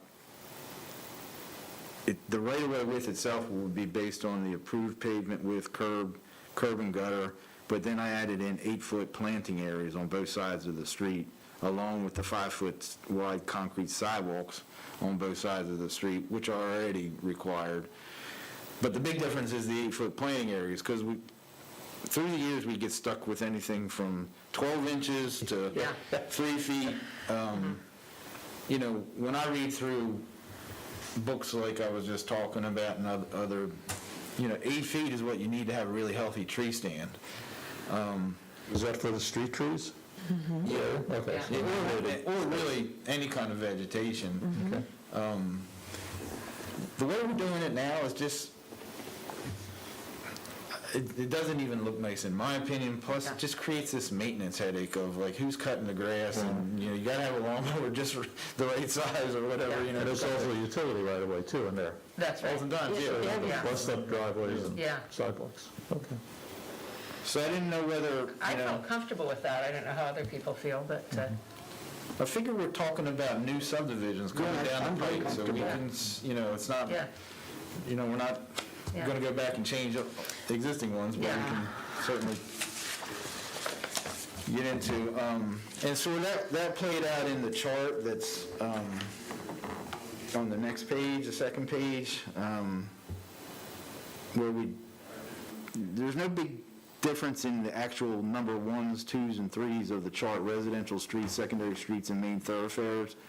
But I did make some changes to the right-of-way and paving widths based on the density of the development, and that's another big item for the committee's consideration, where with more dense, greater than 4 units per acre, I've got a slightly wider street of 26 feet wide, assuming that those sorts of more dense developments would likely require on-street parking in addition to any off-street parking that they might have. But if you have a, greater than 4 units per acre, they're going to have the necessary driveways that you wouldn't necessarily need on-street parking. I figured that would be a point of discussion because we get into this on-street, off-street parking all the time on subdivisions. How about with the higher density units, which you have a wider which isn't wider than our current standards, but it's... No, it's less, actually. Yeah, good point, Tom, yeah. But we talked earlier about encouraging off-street parking to the rear of developments. If we said that you could, if you have rear access, either an alley or your drives go back to there, that maybe those could be 20 feet as well? To incentivize that type of arrangement, which I think, we're looking at, if there's townhouses, they're coming out the front, there's concerns about so many cars parked right at the sidewalk and all, and one of the ways around it is to encourage people to have access to the rear of the property. And then you can't, because you can't really have much street parking when you have so many front driveways in closely packed communities. You also have, well, that's a good point. Yeah, it's all good points. I mean, it's not just townhouses or condos that we're talking about. You could have like small lots. That Yeah, are 14. exactly. Yeah. Yeah, yeah. But I can work that into the language if you. I think that would be good, yeah. And Tom brings up a good point, actually, that the big thing that I forgot to mention is, 32 feet wide is our minimum street width now, and I'm suggesting we go with 26 feet for, these typical higher density developments, dropping it down to 20 feet where we don't think we need, I worry about that because I still think you have people street parking. I mean, you have people who, you have delivery people, you have people who work, workmen who come, and people do give parties. And I know there's always, whenever we're reviewing them, people seem to think we're just thinking of who lives in these buildings. so the 26-foot wide would accommodate parking on one side of the street. On one side only, yeah. But the 32 accommodates on both sides, doesn't it? It does, yeah. And it is, I mean, that's why it was set that way, is that, we thought of the busiest days of the year. Yeah. Let's build parking areas for them. The problem is all the impervious surface that's Yeah, there. yeah, And I think yeah. LDOT's looked at this and Yeah. said that, and not just LDOT, many departments of transportation, that there's a balancing act here. You're trying to accommodate parking at certain times, but that 30, The impervious some is an issue, things, yeah, there's yeah, trade-offs. yeah. It's higher maintenance. Cars, it tends to, people speed or travel faster Yeah. on those roads. And that one thing is to start to think about, they call it road diets and things, Yeah, to help manage that on a local road network. okay. So I think to your point, Janelle just brought to my attention that the counties, for the exact same reason, that people, even if they're not supposed to, will park on streets, so they've accepted 24 feet as their minimum, which allows, emergency vehicles to pass by or any, in the It's case. still a no parking, but people are gonna do it, and a fire truck can still get down the road. Okay, So which is still a big improvement from our 32. yes, yeah. Stormwater management's a big, impervious areas, speeding, Yeah, really the necessity of it. Do you really need all that space to park two cars and have two cars go by? You really don't, in my opinion. okay. So, but I can change that to 24 if, for the lower density ones, and leave it at 26 for the higher density if everybody's okay with that. Here's Deborah and Joe. Yeah, I'll go for that. Deborah, yeah? Yeah, okay. And then I just added the one-way street, because I know that was something that we've talked about in the past, and I made that 20-foot wide, which still allows for plenty of room for parking on one side and a drive aisle. I think that's really useful in a place like Lewis, because sometimes you don't have room That's right. for the right-of-way of a two-lane street, but you still, that's the best access to a place because of environmental conditions and things. And Yeah, And again, it helps reduce the impervious amount that you need. It can provide a number of different benefits. usually you'd have one way in, one way out, or something like that, or two ways in Yeah. and then one way out. I think we're good. Anything else on, Yeah, so I just left secondary streets in there. The right-of-way width is widened because of the 8-foot. For trees. It's 32 feet because of, that's the use of that street. I wrestled and I put in green main thoroughfares, because I feel like in all the subdivisions that I've ever reviewed inside the city of Lewis, there's not ever been one single main thoroughfare. And do we really want to encourage main thoroughfares in our subdivisions? But give that some thought, please. Okay. Yeah. So I did add a condition in here that the right-of-way width could be revised by the city depending upon existing conditions. So, we may not want to make a 60-foot or, 54-foot wide right-of-way if there's really nice stand of trees in the area or some reason like that. So flexibility in the right of way. Yeah. It's like, here's the standard, but there's a lot of give and take. Yeah, and in all of this, I'm thinking there's going to be this preliminary meeting and continued meetings with the developer that we can talk about these things. Certainly, the use of one-way streets, to Tom's point, would need to be approved by the city engineer in the city. We get into all these different types of curbs, and I think, as the city's engineer, I always think downtown type developments, vertical curbs more in keeping with the existing conditions, but as you move out, The rolled curbs? the roll curves better because it adds certain flexibility in terms of Right. parking and driveway access and stuff. So that would be something that we would want to talk about. I revised some of these things in paragraph 7 about design speed and site distance. But the big change I made is to try to encourage a speed limit of 20 miles an hour instead of 25. So I talked that over with my wife. She felt like 25 was fine, but I feel like the slower that we can make the vehicles want to go in a subdivision, the better. And it allows for like turning radiuses and things that are slightly different and a little bit more in keeping with what a subdivision, in my opinion, should be like. Yeah, I agree. I agree. Okay. All right, moving on then to, let's see. So, reverse curves, it's sort of a technical thing, but I only highlighted it because it's different from what's in there. I don't know that we want to get into it. DelDOT maintained street in terms of driveway access. I'm actually going to add DelDOT or DRBA because there are some DRBA maintained streets inside the city. So then we get into this whole thing about, permeable pavements and encouraging them. And I think one of the things that we've done here is that we're encouraging them by actually putting a section in here of what they should be designed to. Yes, I think that's really helpful. Yeah, so I've added that in there. And this gets into sort of Mr. Richards' discussion about a definition is that the final design of any permeable paver system, it must be engineered, but it's going to be engineered to the existing conditions, and that's going to require my review. Yeah. Okay, so I've sort of done that. I've put in here some pretty specific standards, but I say that they're at a minimum, okay? Charlie, years ago, when we were reviewing the paving of Bay Avenue, Yes. Bay Avenue was the first experiment in permeable paving because they didn't have a stormwater system. Right, exactly, yeah. Okay.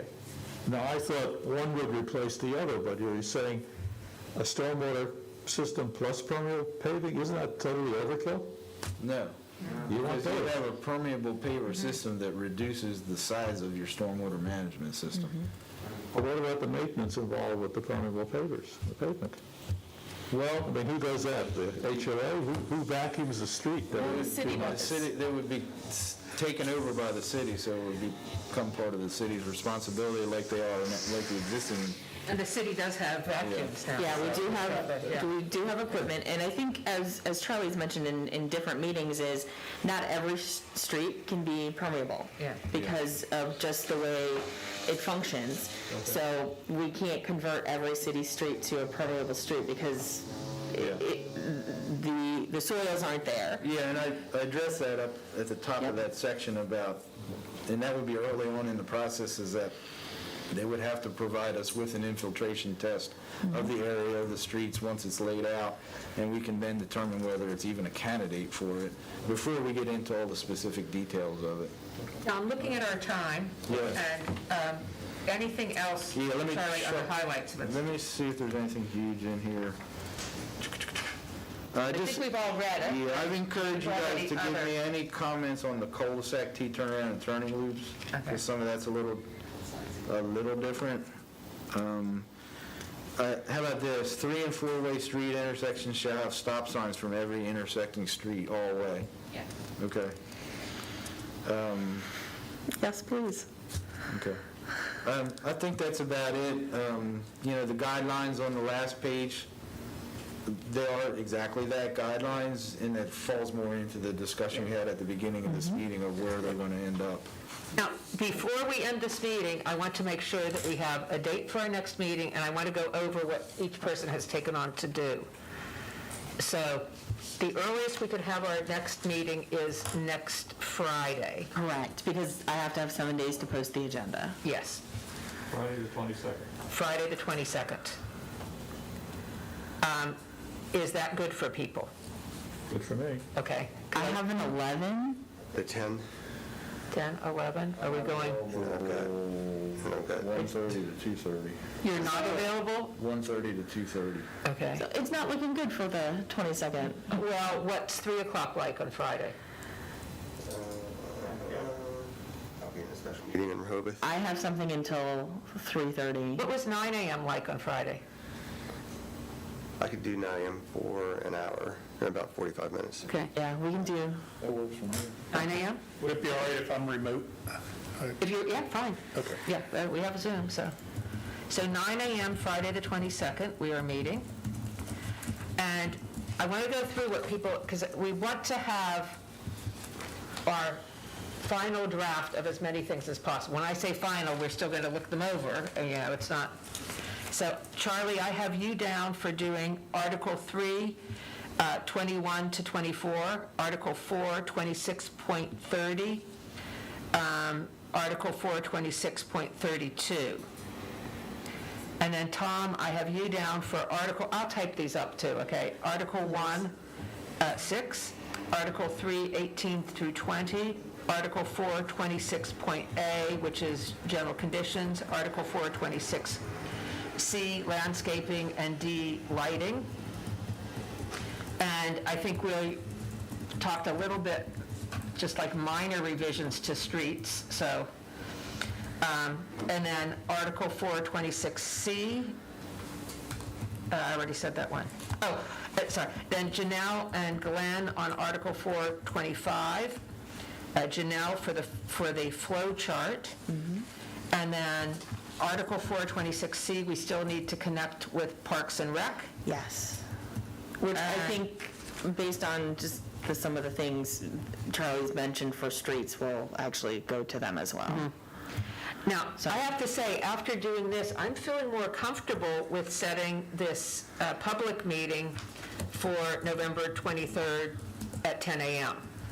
Are you all feeling more comfortable with that? You're facilitating this Yeah. beautifully. Okay. So I think I'm comfortable with the core material, these. We've talked in the past about changes to environmental conditions, which is in zoning, and I think there was another couple sections. We're not covering zoning. So even though at some point we're saying we're going to pull things out of here and put it there, we'll do that at a later I point. think we need to first get some public input on what we're doing. Okay. And then once we know, what we're really proposing. Okay. That sounds good. Okay. And I will, in the meantime, continue to make some revisions to the slide deck. And you'll get me both of those so I can get them posted And on the I will website? send both of those so they can be posed. Tim, did you have, I know you were chomping at the bit to speak, but I wanted to make sure we accomplished everything in this meeting first. Any other comments? Actually, I do have a Yeah. comment. Do you mind? Thank you for your patience. Thank you for yours.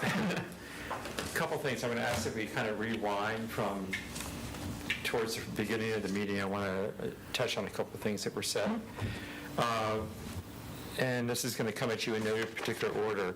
But there was a discussion about the pre-annexation meeting and... Not pre-annexation. I'm sorry, pre-application. Pre-application, yeah, I okay. apologize. I just want to make sure we're not on annexation. Correct the record. And I really like the idea that you all spoke to the need for transparency and making sure that the public is well-informed and given the opportunity to be well-informed. I do recall hearing that the BPW was included in the targeted groups being brought into the pre-application meeting, and I do want to make sure that they are in fact included in that.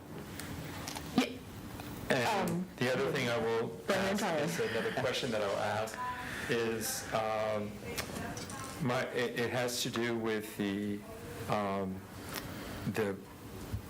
pre-application meeting. Is that a meeting that is in fact, I'm not familiar with the practice. I mean, I know the practice elsewhere, but not here.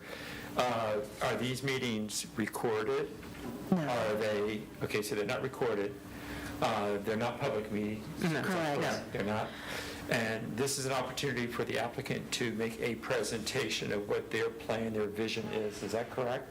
What it really is to meet with staff, and they bring a conceptual plan, and it's like, okay, this is what we're thinking. and we can provide feedback and go, okay, well, don't forget you've got wetlands here, or you've got to get, sidewalks here, or, it's just having a discussion about an application before it comes in, so we can address any big items, that we notice ahead of time before an application is submitted.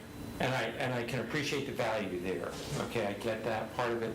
Where then I'm stumbling on is, where is the public or the transparency piece of that exercise that you just described? There isn't any. There isn't. There isn't any. I think it's equivalent to, if I walked into the city hall here and I said, I'd like to speak to a building official, because I have some questions, because I'm thinking of coming forward with such and such, and I would ask questions, and I might show us, it could be a napkin that I've drawn, here's my lot, here's what I'm thinking of doing. Yeah, this more formalized, because sometimes This is more formal than that. Yeah.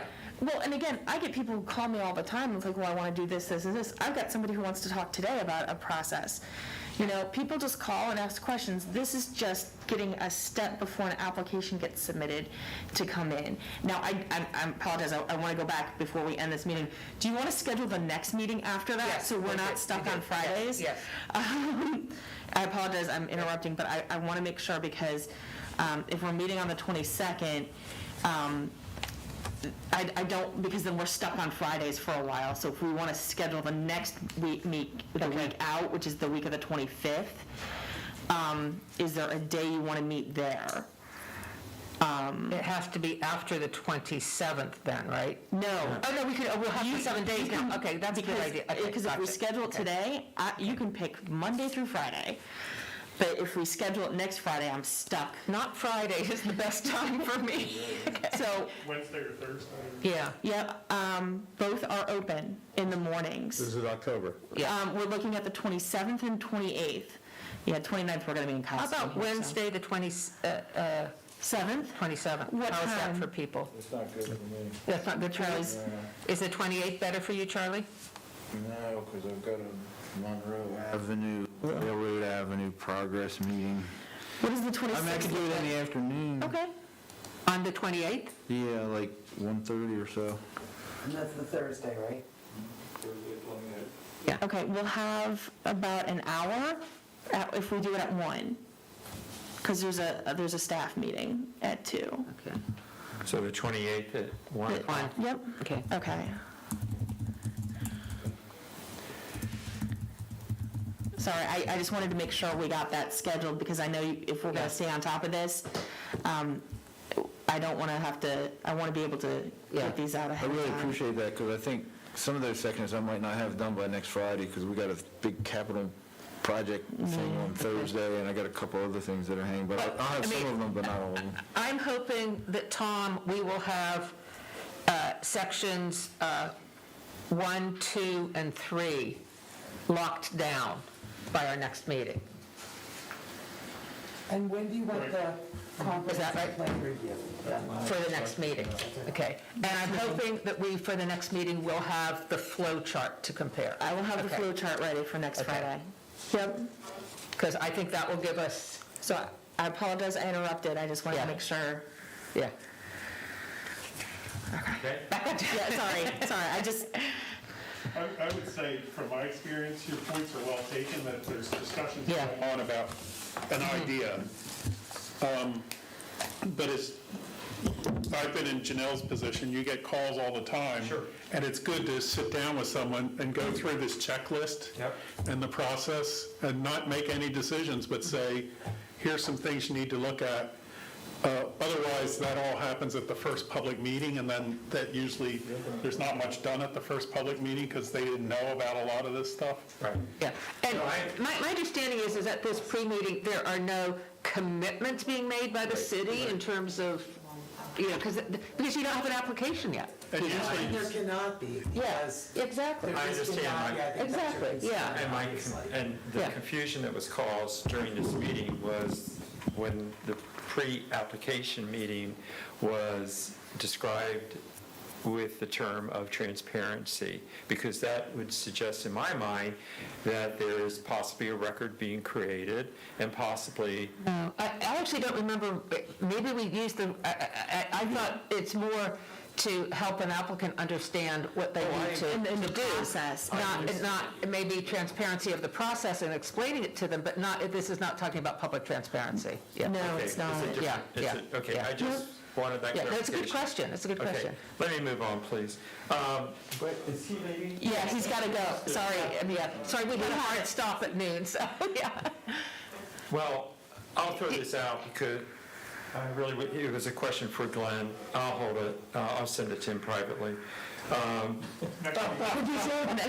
you share with us? so we can think about it? I can think about it. And, all right, we'll do Yeah. as you suggest, Deborah. Yeah. The question that was raised about, Deborah raised it about the opportunity for you all to meet in smaller groups. And my question is FOIA related, and I'm wondering if, in fact, FOIA quorum rules apply to a subcommittee of a major... Yes, they do. Yes. I have asked that question, just so you know. 100%. You have the same expectations? Yeah. There is no carve-out there at all? No. You're no. certain of that? Well, it's the answer I received from our legal counsel, Okay. so, All right, as long as that is... yeah, Yeah, we can all do individual homework, yeah, and we can share it. We just Yeah. cannot discuss it, and we cannot meet, yeah. 2 out of the 3 cannot meet together. And we can distribute what we have to people in advance, but we cannot have an email discussion of it. We Correct. cannot Right. share. We never had an email discussion. Yep. Yeah. We can move on to that. And my last comments are going to be directed towards the driveway width discussion and also the street width discussion. I would encourage you all to, as you drive around the area, drive outside the city, and you're in the county, and if you drive into some of the communities, I want to remind you that the communities are, the roads that you travel on there are privately owned. They're not public roads per se, they are private roads, and as a consequence, the standard is in fact different than what we have here in the city, and they should be different. Tim, driveways never came up, only roadways. Yeah. Driveways are actually in the zoning code. Yeah, driveways are zoning, not us. Yeah. I thought there was... The street width. This Wait, one this as width was relates to discussed. the- Yeah. I'm taking this as you're talking about the street width as it relates to how much street is left for parking. It's going And to the tie size of the to property. Yeah. It's going to tie to that. Yeah. And I- That's what I thought you were Yeah. talking about. Right. Go ahead. Go ahead, yeah, sorry. Sorry. All right. And the other thing I want to remind you all of is that there has been a shift. It's my understanding, I'm just sharing an understanding. I can't speak factually because it's shifting very quickly.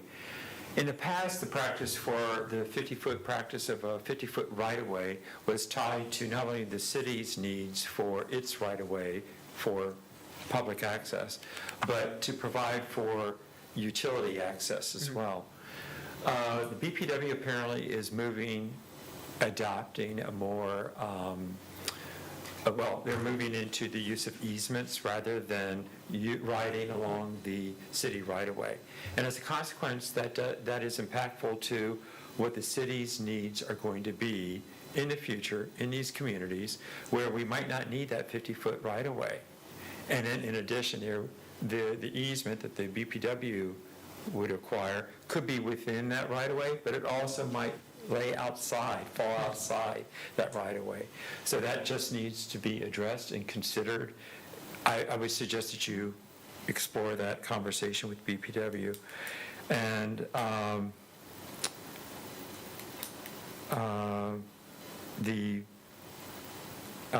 the other thing I'll mention is the adaptation of the blending of permeable surfaces with street design. And it's quite possible, if you take the model of what was accomplished on Coleman, where the permeable parking surface was established where the permeable surface of the street is where parking is provided.